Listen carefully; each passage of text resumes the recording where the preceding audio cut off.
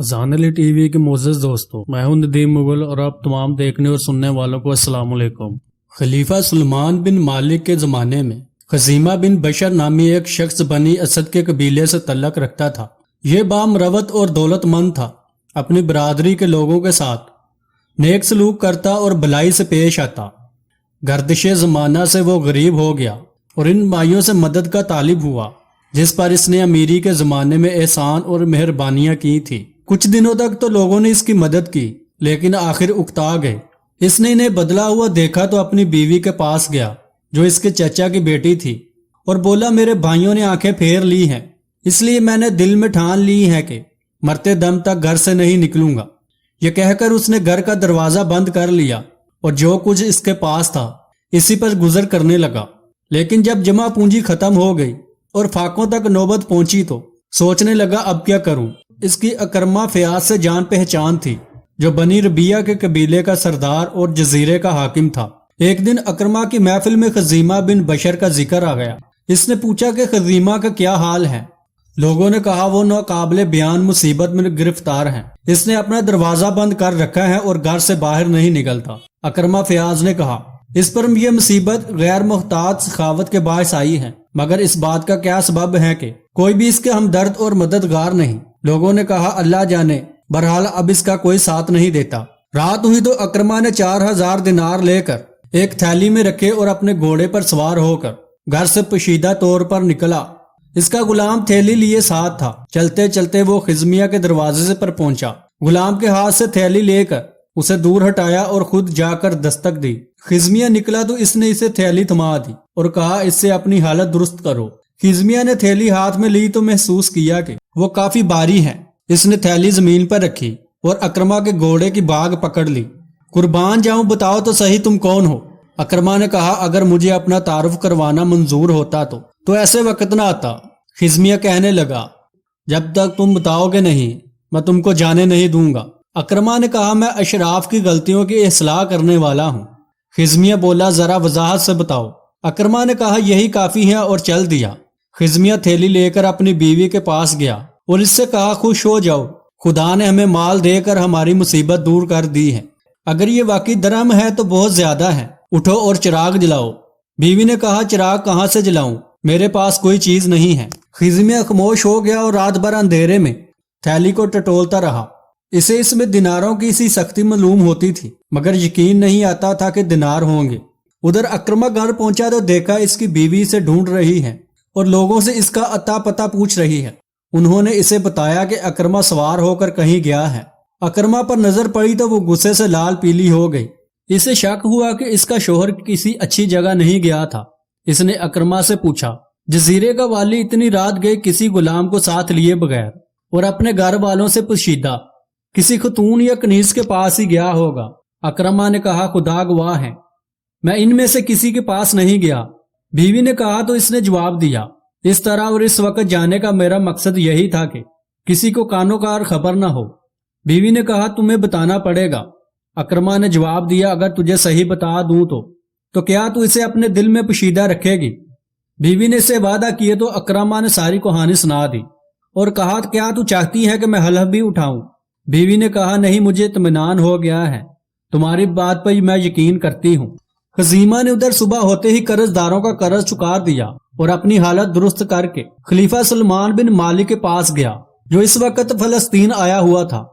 جب خزیمہ اس کے دروازے پر پہنچا اور دربانوں سے اندر جانے کی اجازت مانگی تو ایک حاجم نے اندر جا کر کہا، خزمیہ آیا ہے اور ملاقات کا خواہش مند ہے۔ خزمیہ کی سخاوت زمانے بھر میں مشہور تھی۔ خلیفہ سلمان اسے جانتا تھا، لہٰذا اس نے حاضر ہونے کی اجازت دے دی۔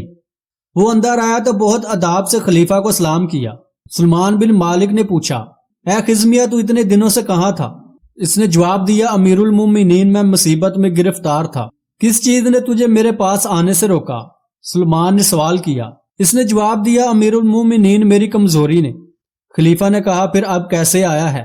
وہ بولا، امیر المومنین، ایک روز رات گئے جب میں اپنے گھر میں تھا، ایک شخص نے دروازہ کھٹکھٹایا اور پھر اس نے سارا قصہ شروع سے لے کر آخر تک سنا دیا۔ سلیمان نے کہا، اب تو اسے پہچانتا ہے؟ خزمیہ نے کہا، امیر المومنین، میں اسے پہچان نہیں سکا، وہ بیس بدلے ہوئے تھا اور میں نے سوائے اس کے اس سے کچھ نہ سنا کہ میں اشراف کی غلطیوں کی اصلاح کرنے والا ہوں۔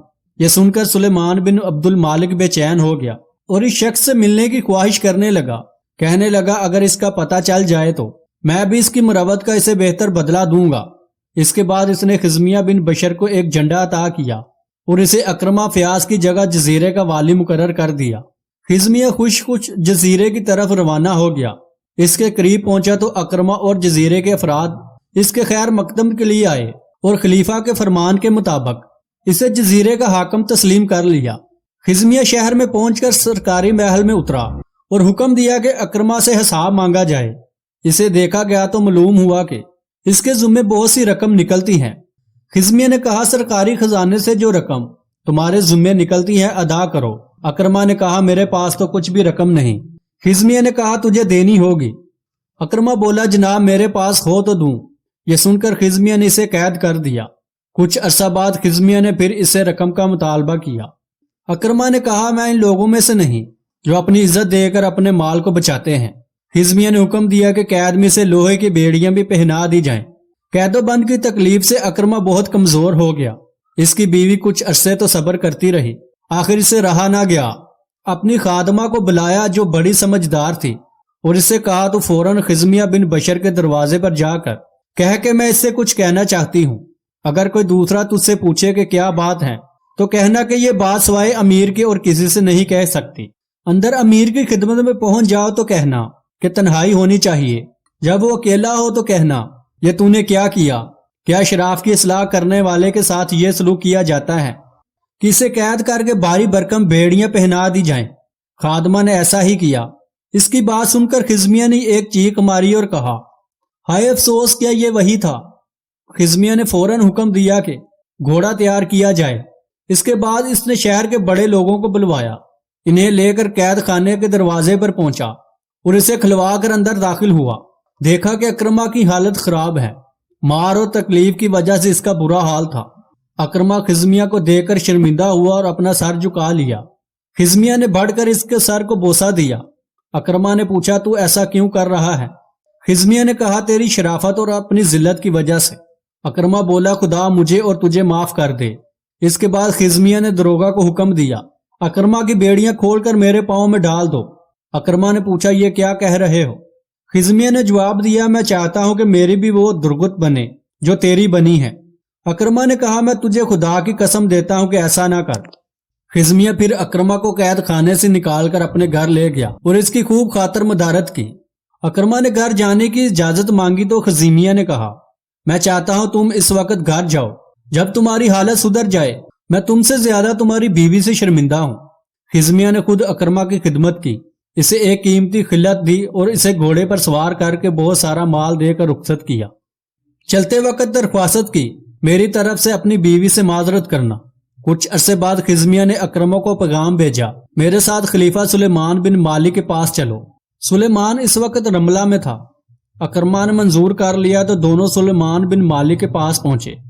حاجب نے اندر جا کر خزمیہ بن بشر کے آنے کی خبر دی تو خلیفہ یہ سن کر پریشان ہوا اور کہنے لگا کہ جزیرے کا والی بن بلائے آیا ہے، ضرور کوئی نہ کوئی خطرناک بات پیش آئی ہوگی۔ فوراً اسے اندر بلا لیا۔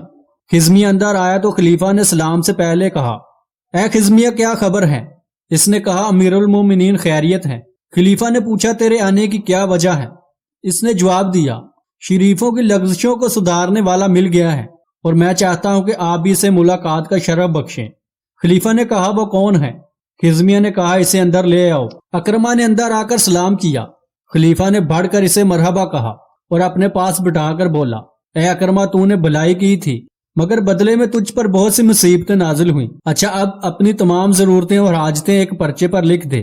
وہ لکھ چکا تو خلیفہ نے حکم دیا کہ انہیں فوراً پورا کر دیا جائے۔ اس کے علاوہ خلیفہ نے حکم دیا کہ 10,000 دینار اور دیے جائیں۔ خلیفہ نے اسے کپڑوں کے 20 صندوق عطا فرمائے۔ اس کے بعد ایک نیزہ منگوا کر اکرمہ کے لیے جھنڈا بنوایا۔